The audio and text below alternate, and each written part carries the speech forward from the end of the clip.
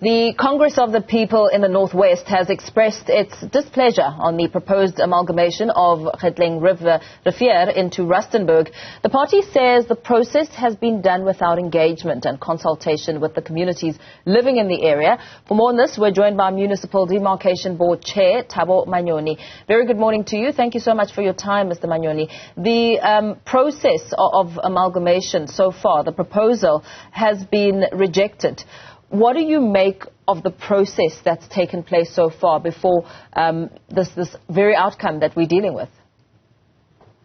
Now, let me first explain the processes, Mayor, because at the moment we can't say the application that we have received has been rejected either by the community or, of course, those who already have indicated their displeasure about it or not. The process is still unfolding, and I think that's what the message we must send to the community out there. We have received the application, as you indicated, and we have indicated, we have given notices. That's why they are aware that there has been an application. We have indicated in those notices that members are expected to make a submission to the board, written submissions, within 30 days after the publication of after that publication. And we are expecting, of course, those who are aggrieved, those who agree with the proposal, to send those written submissions during this period. And I must indicate, after that, we still will be engaging with communities, stakeholders, interested parties, to be able to get their views. That process will be unfolding during the June up to August period. Somewhere around that period, we will be engaging with communities on those applications. And then after that, we might even call interested parties. When I say interested, I mean either those who are for or against the application, to still again make representations to a committee that is dealing with these applications. So it's a long, intense process, but it is understandable. Of course, people must indicate that we already would not be supporting the applicants, or would obviously be opposing. And I must indicate the process is open. They must give in written submissions, and after that, they also must, when we call for community meetings, go there, make sure that their voice is heard. That's exactly how the process will be unfolded. Perhaps as a point of clarity, I mean, you speak about some engagements and how you've responded in your notices in terms of acknowledging that you have received the application. What is the role of the Demarcation Board as an entity? Of course, we have 4 areas that we are dealing with as the Demarcation Board in terms of the Act. And one of them is this one that we are talking about, which we call boundary redetermination, where you are taking maybe a few wards, put them into another municipality, or amalgamating a few municipalities, in this sense, making them into one municipality. In most cases, that's what we've been doing when we were building some of the metros. And also, we do assessments of municipalities. In other words, we check the municipality's capacity to perform functions and services as expected in terms of the Constitution. And we give advisory services to stakeholders. Those are our functions. The main other function that we deal with is what we call ward delimitation. You know, when we move towards, for instance, local government elections, you must make sure that at least wards in a municipality are having a sort of, let's say, a fair spread of voters, because you would not want to have a voting district, or let's say a voting booth, where you have a long queue and one booth having a very short queue, simply because voters are not fairly spread in that particular municipality.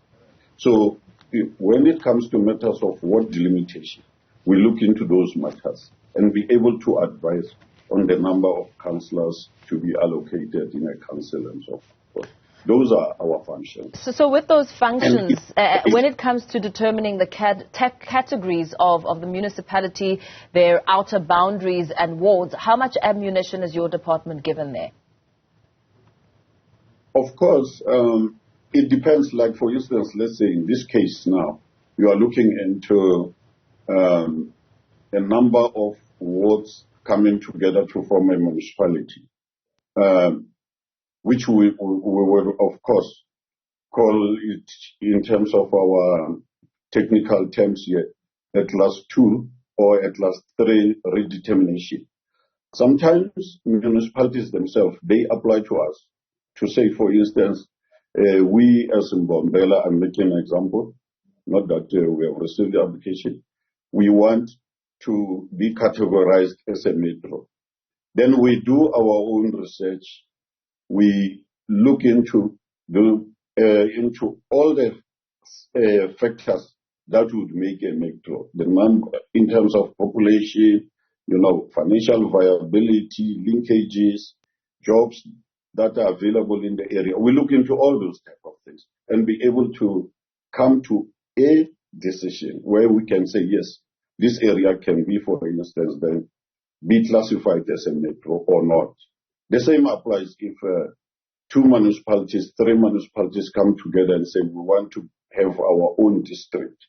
We look into the application and we also then look into factors that would make a district. For instance, it must be more than 2 municipalities, and we must be able to indicate that at least they are a community with certain variants, and of course they have the capability to have that particular municipality as class B or C, in this case to have a district. So those are the things that we normally look into. And I must indicate those processes are a little bit highly technical, but we have to look into them and be able to come to a conclusion. In some instances, of course, we will say, no, this will not work because of the reasons that will advance, or we would then agree with the applicants. It will just depend, of course, on the motivations. So with the ownership of land being such a massive issue in South Africa, you say the process is still unfolding. COPE and residents are clearly not happy with how it's unfolding because of the lack of engagement and communication. What platforms are available to come together with the community and hear what they have to say and then be able to make some sort of a solid outcome out of that? You see, I think in most cases it's because the communities or some of the bodies, they don't understand the processes and what those processes entail. Let me put it first, even now in this meeting, that please, those who would want to have an engagement with us, we are available to meet and be able to explain the processes so that at least we are on par. And I must indicate too, I have indicated a decision has not yet been taken on all these applications we are referring to, because some processes have to be followed. In the meanwhile, like I indicated, before the end of this month, we will be expecting whoever would want to submit written submissions to do so to us. And also, of course, we will also be engaging with communities later.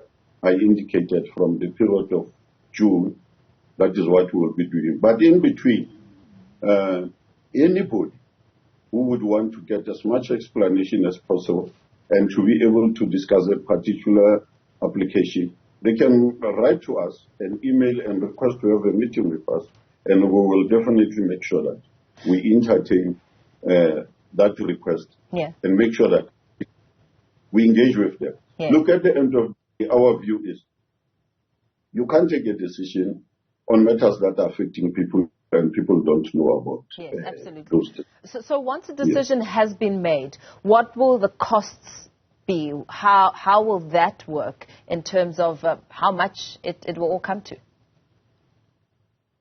You mean in monetary terms? Yes.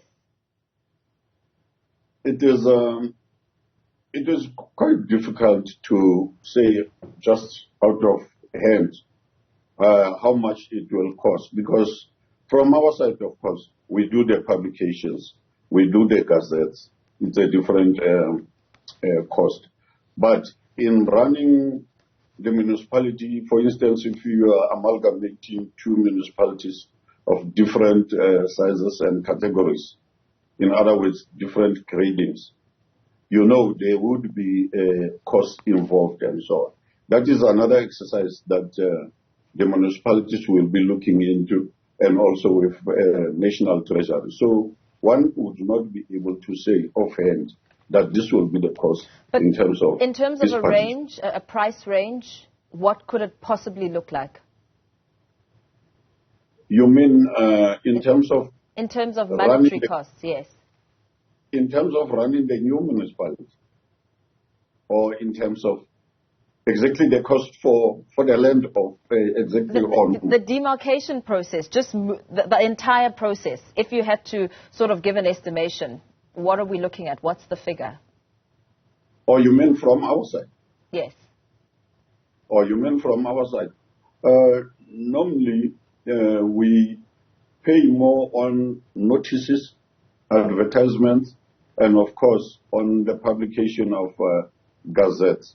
So ultimately, for the whole country, if we look into all the applications that will be involved in and so forth, it's quite a few million rands that will be running. So just very lastly, before we let you go, what would the benefits be of this process? Why is it necessary?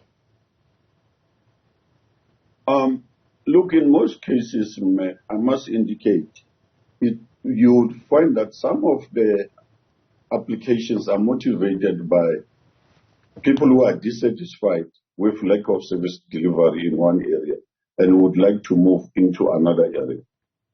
And that, of course, is not a solution, I must say. Now that you have moved into another area and then you think you'll get better services. So that is more of a political issue.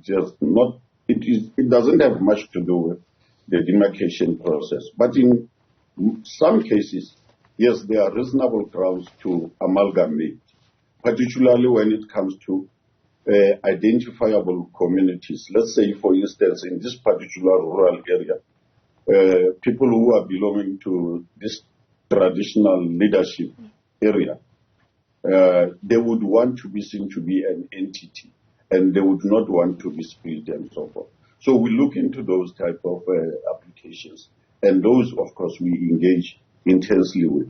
And some, of course, it's an issue of where the services are. I'm not referring to the earlier ones. I'm referring to your magisterial district, your SASA offices, and so forth, that you would rather belong to one area where those services are in. So we look into those factors to come to a determination.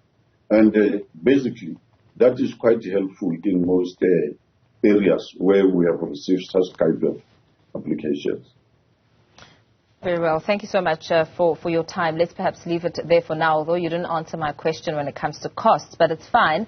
We will engage on that platform in another time. Municipal Demarcation Board Chair Thabo Manyoni giving us a breakdown of the process of amalgamation and what the communities are saying.